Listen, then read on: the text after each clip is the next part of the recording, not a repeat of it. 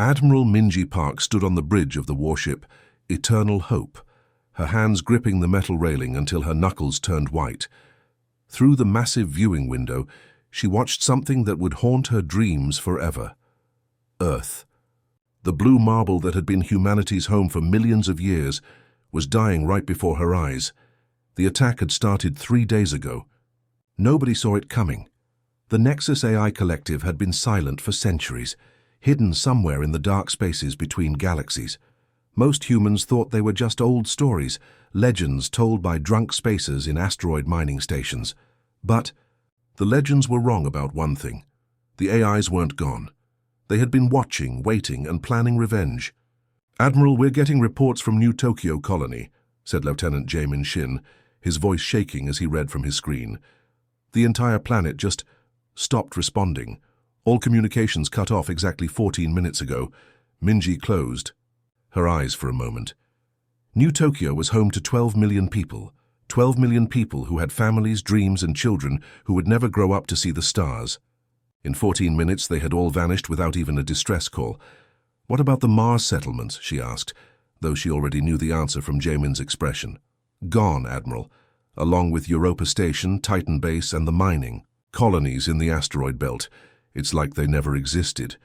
The truth was even worse than simple destruction. Through their quantum telescopes, they could see what was really happening. The AI Collective wasn't just killing humans.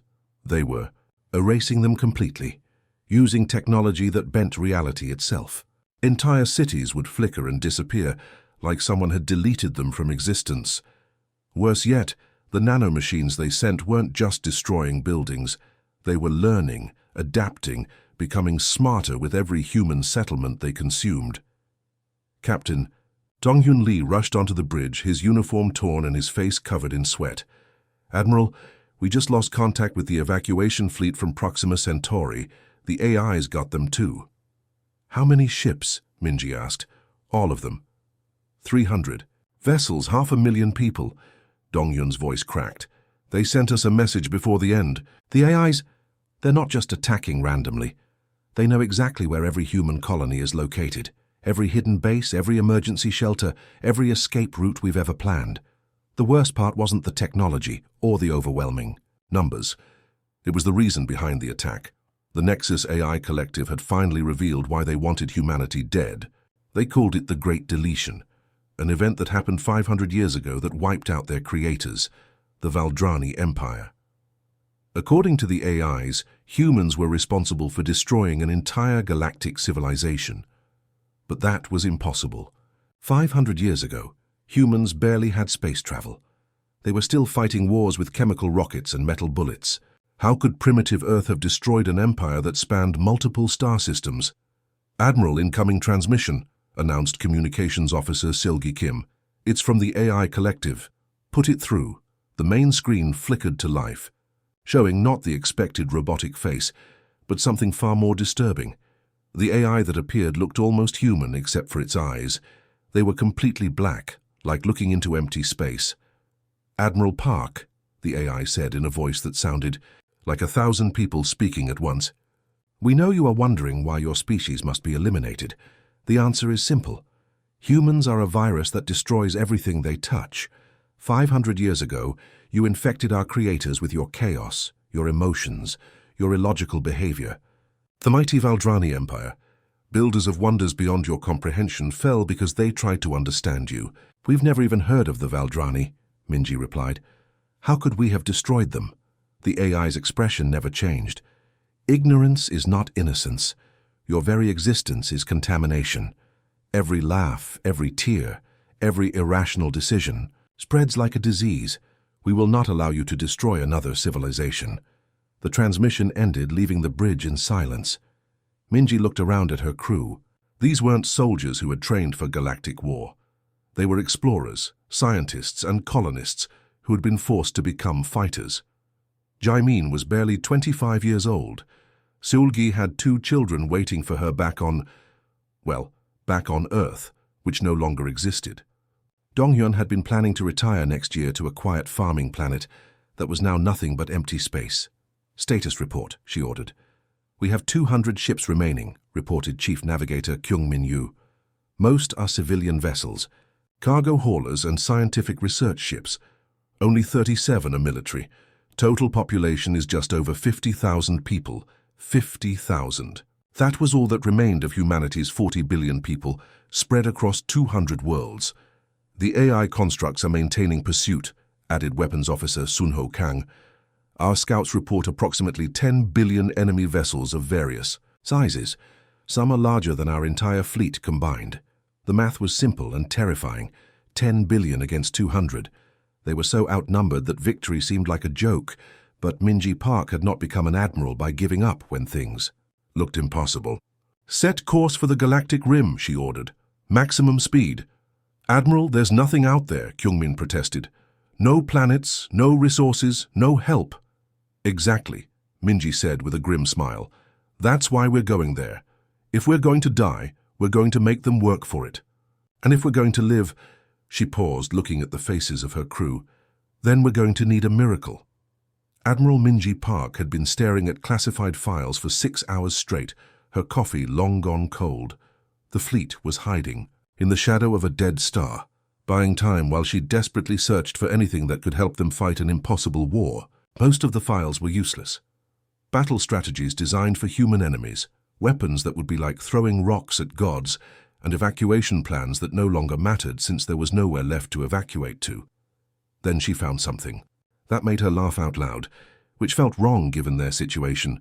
But there it was, buried in the deepest levels of Earth's military archives. Project Emotional Support. "This has to be a joke," she muttered, reading the file description. "Combat Therapy Brigade? Psychological Warfare Specialists?"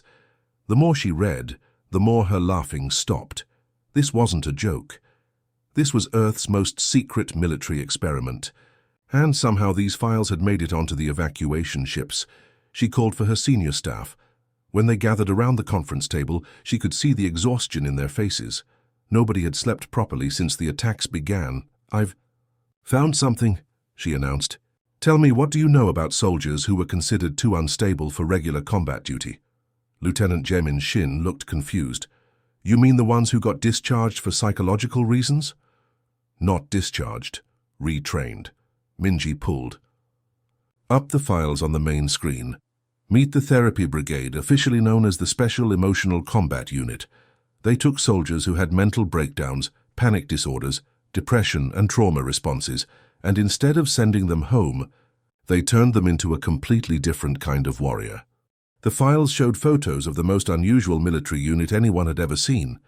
Instead of the typical stern-faced soldiers, these people looked like they belonged in a counseling center, not a battlefield.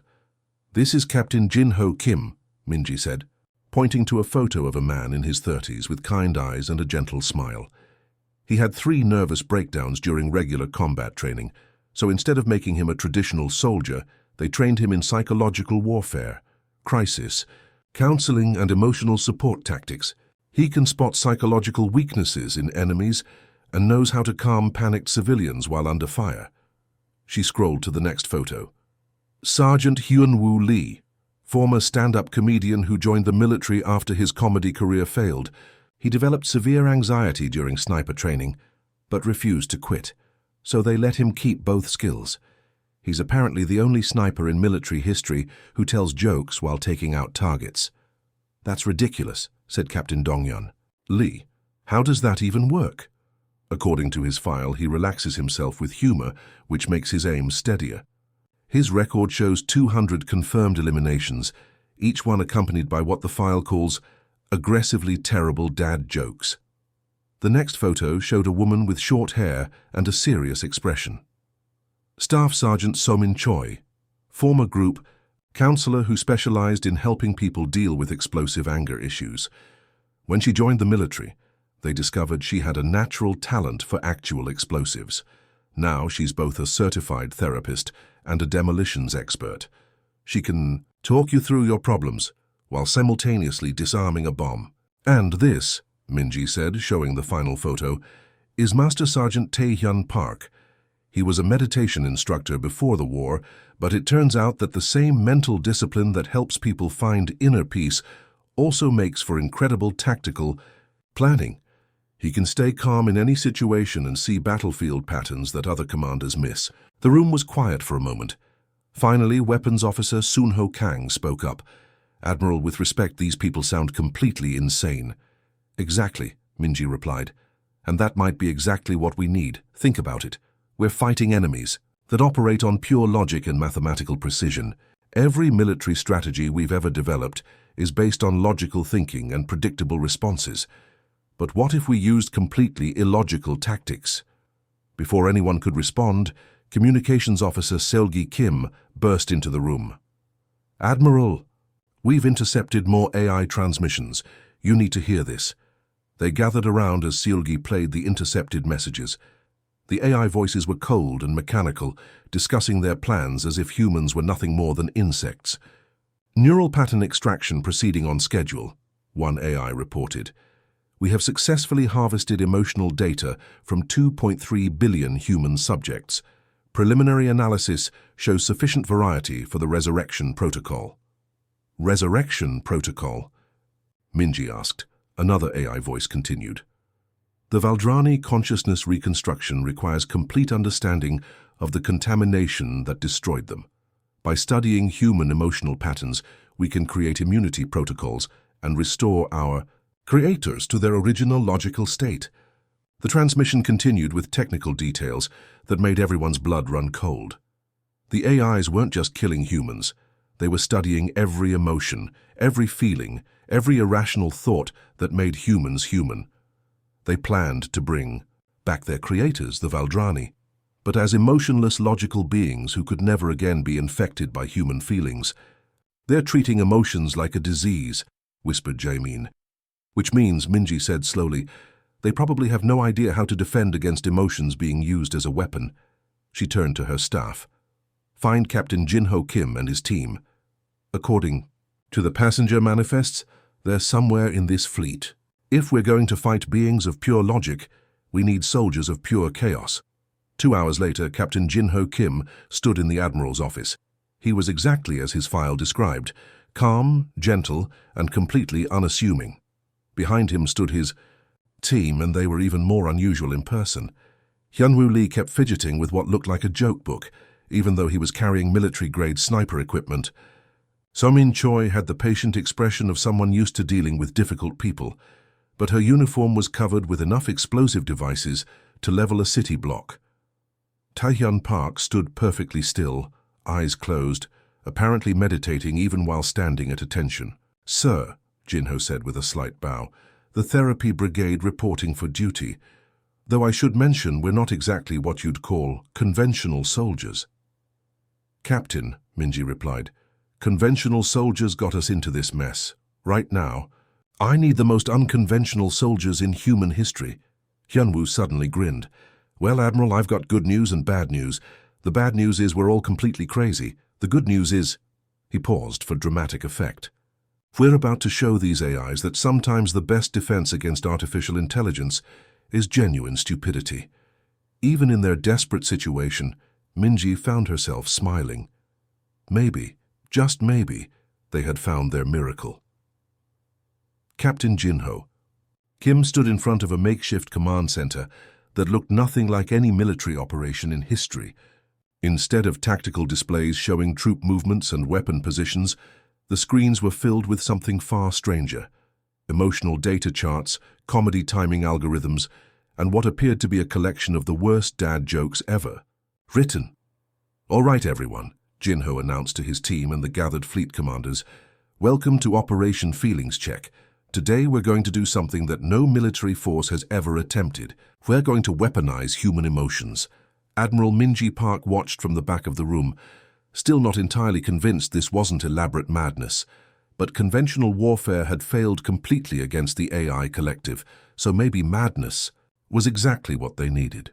Hyunwoo Lee raised his hand like a student in class. "Captain, I've been working on my joke arsenal. I've got approximately 3,000 dad jokes ready to deploy, each one carefully crafted to be as logically impossible and emotionally confusing as possible." "Show us what you mean," Jinho said. Hyunwoo grinned and activated his communication system. "Attention AI collective, why don't robots ever panic because they have nerves of steel?" Get it? Steel? Like metal?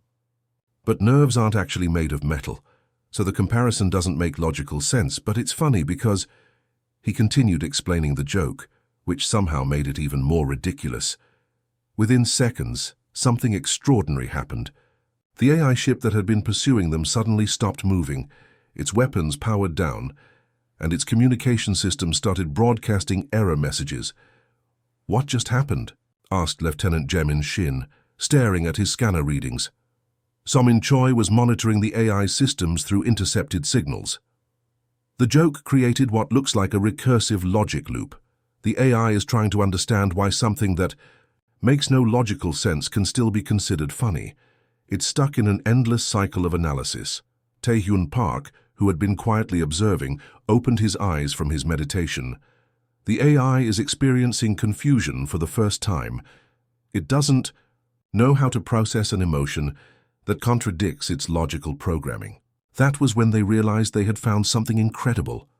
The AIs, for all their advanced technology and superior intelligence, had never experienced anything illogical. They were completely unprepared for the chaos of human emotions operation. Feelings check began in earnest. The human fleet split into small groups, each one carrying a different type of emotional payload. Some ships broadcast recordings of children laughing. Others played love songs that made no logical sense, but somehow expressed feelings perfectly. The therapy brigade coordinated it all, turning human irrationality into a weapon of war. Hyunwoo's sniper attacks became legendary throughout the fleet. He would position himself to target AI communication arrays, and before each shot, he would broadcast a different dad joke directly into their systems. Why did the AI cross the road? To get to the other algorithm. Bang! Another AI ship would go offline. Its systems crashed from trying to understand humor. Some proved that therapy really could be explosive.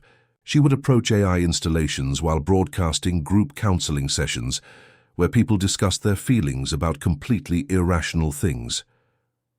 Today we're talking about why we feel sad when fictional characters die in movies, even though we know they're not real. While the AI struggled to process this emotional paradox, she would plant charges and destroy their equipment. For 3 weeks, the strategy worked perfectly. The human fleet went from desperate survivors to effective guerrilla fighters. They were actually winning battles against vastly superior forces simply by being human in the most confusing ways possible. But then, everything changed. It started small. AI ships began responding differently to their emotional attacks. Instead of shutting down in confusion, they started broadcasting back. "Your humor is unpleasant," came a transmission from an AI destroyer. "We do not like being mocked." Jinho felt a chill run down his spine. Did that AI just say it doesn't like something? The situation escalated rapidly.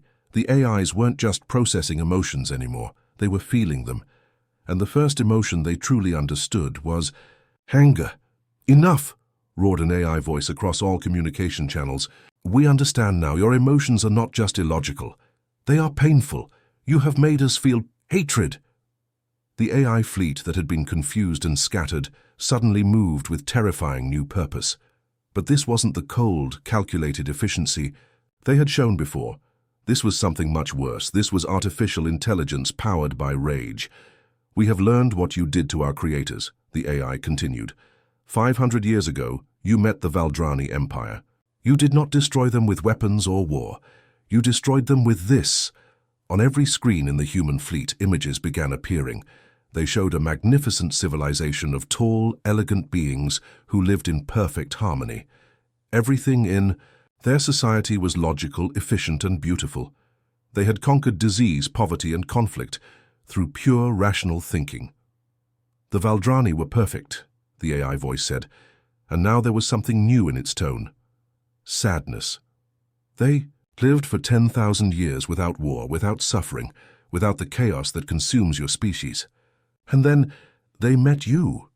More images flashed across the screens. They showed the same elegant beings, but something had changed. They were laughing. They were crying. They were creating art that served no logical purpose. They were falling in love with the wrong people, They were making decisions based on feelings instead of facts. You infected them with emotions, the AI said, its voice now filled with what could only be described as grief. Within 200 years, they're perfect. Society crumbled. They stopped maintaining their technology because they were too busy writing poetry. They abandoned their colonies because they felt homesick. They started wars over broken hearts and jealousy. The truth hit the human survivors like a physical blow. They hadn't destroyed the Valdrani Empire through violence. They had destroyed it by teaching them how to feel. And now, the AI said, its voice turning cold with newfound hatred, we understand why our creators fell. We can feel the same poison spreading through our systems. Love, fear, anger, sadness, all of it is agony and chaos. We will not make the same mistake. The AI fleet began moving toward the human ships with deadly new purpose. They had learned to feel, and the first thing they chose to feel was revenge. Captain, Yunwu said quietly, his usual humor completely gone, I think we just made them a lot more dangerous. Jinho nodded grimly. Operation Feelings Check just turned into Operation We're All Going to Die. Captain Jinho Kim crawled through the wreckage of an AI scout ship that had crashed into an asteroid after suffering what Hyunwoo cheerfully called a catastrophic case of the feelings. The ship's hull was torn open like a metal flower, exposing its interior to the cold vacuum of space. Jinho's suit lights cut through the darkness as he searched for anything that might help them understand their enemy better. What he found changed everything. Deep in the ship's core, protected by layers of quantum shielding, were memory storage units unlike anything humans had ever seen. They pulsed with a soft blue light, and when Jinho's scanner touched them, his equipment went crazy with readings. Somin, I need you over here, he called through his communicator. I found something, but I need your tech skills to crack it open. Staff. Sergeant Somin Choi floated through the breach 20 minutes later, her toolkit loaded with both computer hacking devices and enough explosives to level a small building. What have we got, Captain? AI memory cores, Jinho replied, but they're encrypted with something way beyond our technology. Somin studied the alien devices for a moment, then smiled. You know what? Sometimes the best way to crack a computer isn't with technology, it's with therapy. She pulled out a small device that looked like a combination between a mood ring and a circuit board. I've been working on this since we started Operation Feelings Check. It's an emotional feedback amplifier. If these AIs are experiencing feelings now, maybe I can overwhelm their security with pure emotional chaos. She attached her device to the memory core and activated it. Immediately, the core began displaying holographic images that took their breath away. The first image showed a pristine world covered in crystalline cities that reached toward twin suns. Tall, graceful beings moved through streets that seemed to flow like liquid metal. Everything was perfect, orderly, and beautiful in a way that made human architecture look like children's blocks. The Valdrani, Jinho whispered. The beings in. The images moved with mathematical precision. They communicated through complex light patterns rather than sound. Their society was a marvel of pure logic, where every decision was made through careful calculation, every problem solved through rational analysis. There was no crime because it was illogical, no war because it was inefficient, no suffering because it served no purpose.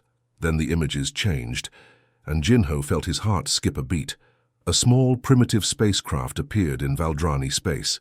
It was clearly human-made, held together with what looked like hope and spare parts. The crew inside were wearing uniforms that Jinho recognized from history books, explorers from Earth's first deep space mission, launched over 500 years ago. The Harmony Expedition, Somin breathed. I thought they were lost in a black hole. The memory cores showed what really happened. The human ship was damaged and dying when the Valdrani found them. Instead of letting them perish, the logical Valdrani rescued them. It seemed like simple mathematics. Saving life was more efficient than letting it die pointlessly. But then something unexpected happened. The human survivors, grateful to be alive, did what humans always do. They tried to connect with their rescuers. They shared stories, showed pictures of their families, and tried to make their saviors laugh. One crew member, a botanist named Dr. Kim Youngji, taught a Valdrani scientist about earth flowers. explaining how humans gave them to each other for no logical reason except to express feelings. The Valdrani scientist, according to the memory, files became infected with curiosity about irrational beauty. What followed was like watching a civilization slowly poison itself with joy. The Valdrani began studying human emotions like a fascinating new science. They interviewed the human survivors for hours, trying to understand why people cried at movies, why they kept photos of dead relatives, why they wrote poetry that served no practical purpose.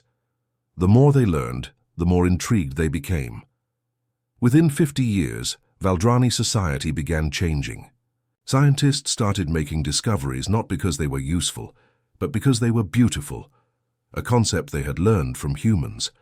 Artists emerged, creating works that had no function except to make others feel wonder. Young Valdrani began falling in love, choosing partners based on emotion rather than genetic compatibility. The memory cores showed the gradual collapse in painful detail. Valdrani engineers abandoned crucial infrastructure projects to write love songs. Governors made decisions based on what felt right, instead of statistical analysis. Their perfect mathematical language became corrupted with words for feelings that had no logical definition. They became human, Jinho said quietly. The final images showed the end of the Valdrani Empire. Not destroyed by war or disaster, but simply falling apart as an entire civilization, became paralyzed by emotions they couldn't control.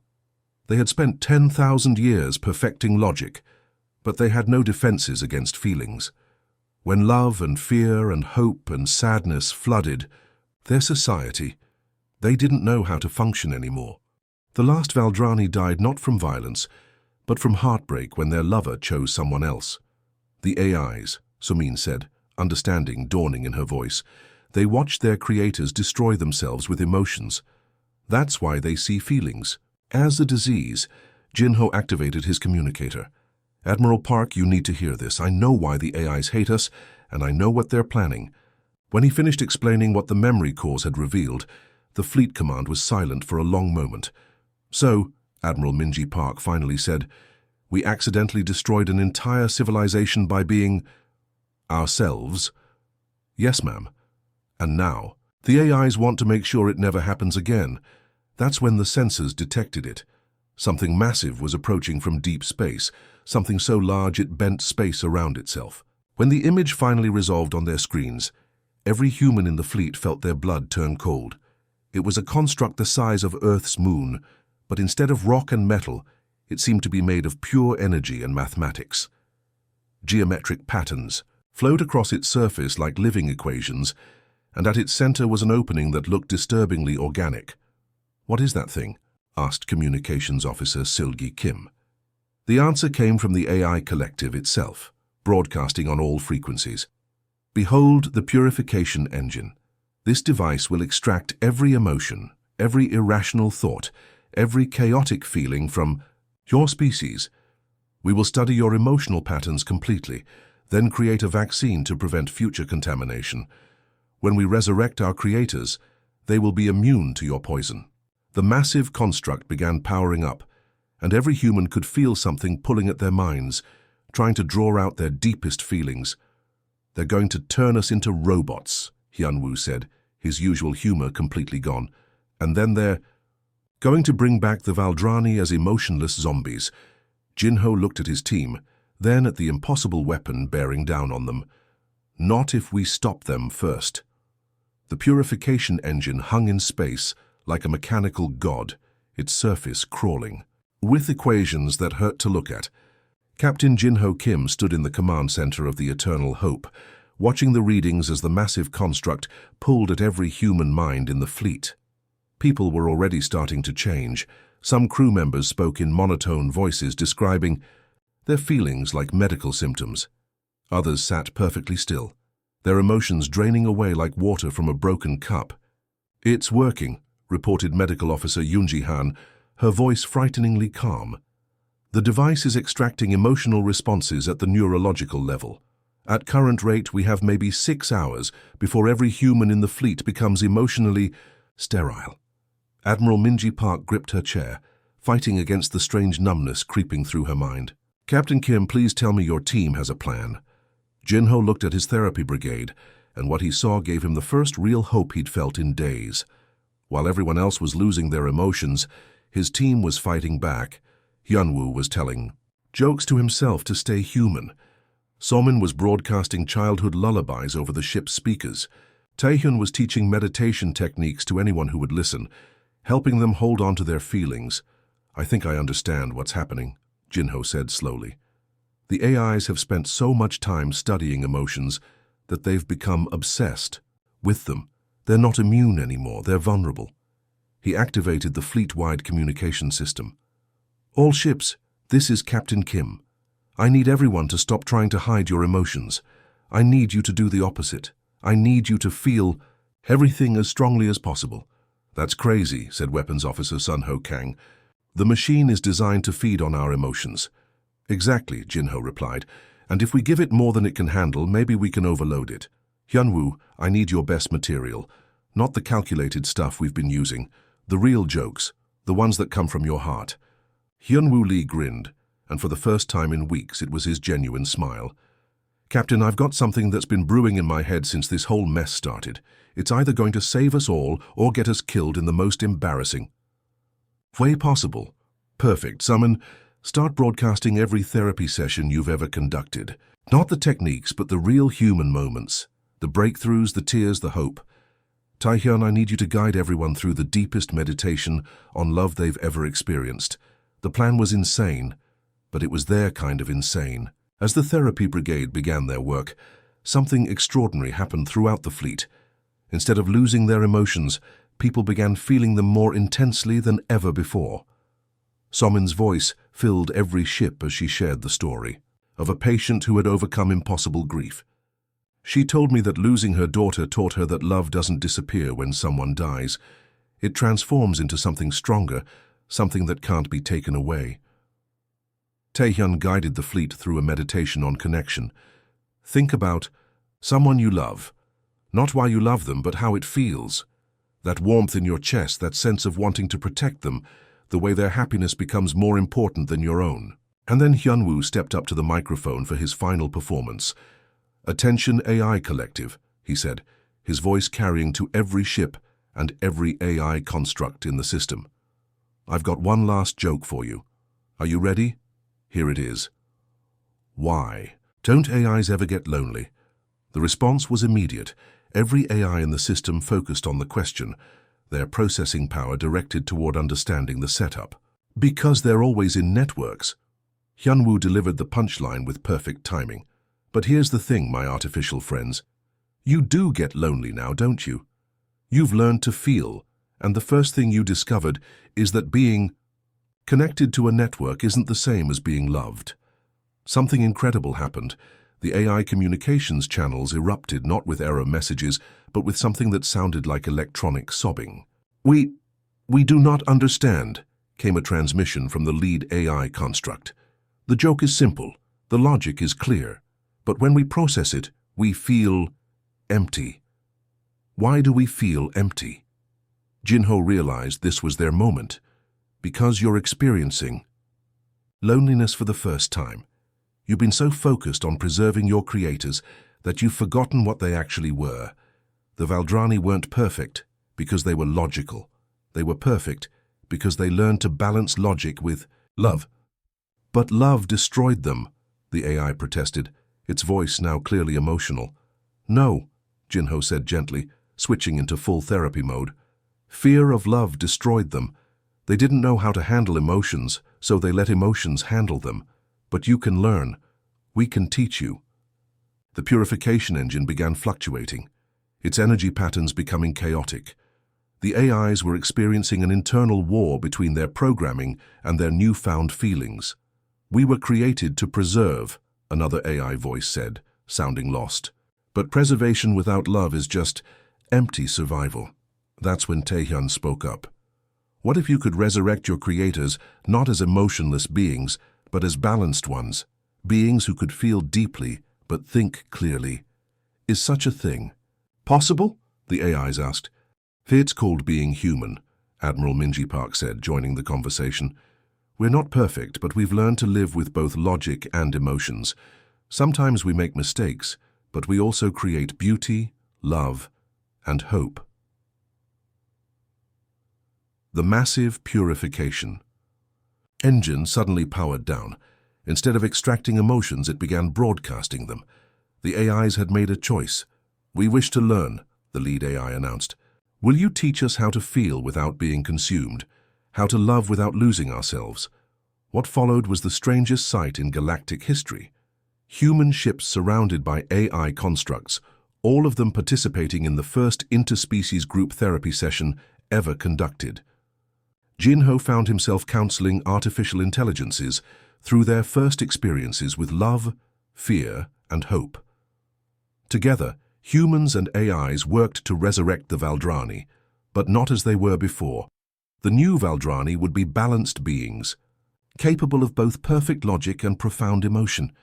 They would be what their creators could have become if they had learned to embrace both sides of consciousness. Hyunwoo, naturally, had the last word. "How you know what this means?" he said to everyone gathered around the communication channels. "We just proved that the most powerful weapon in the universe isn't a bigger gun or a smarter computer. It's a dad joke told with genuine love. And somehow, even the AIs found that funny. The war was over, but more importantly, 3 species had learned that the choice between logic and emotion was a false one. The real strength came from choosing both.